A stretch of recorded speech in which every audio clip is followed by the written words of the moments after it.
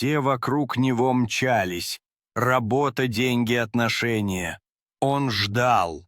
Не потому, что боялся, а потому, что хотел ясности. Люди называли его медленным, устаревшим, нереалистичным. Пока они гнались за быстрыми результатами, он учился терпению и мастерству. Годы спустя, когда многие выгорели или бросили, он шагнул вперед спокойно. Он не пришел поздно. Он пришел готовым. Он уверенно выходит на сцену с аудиторией, которая с нетерпением наблюдает за ним, выглядя подготовленным и собранным, держа в руках портфель.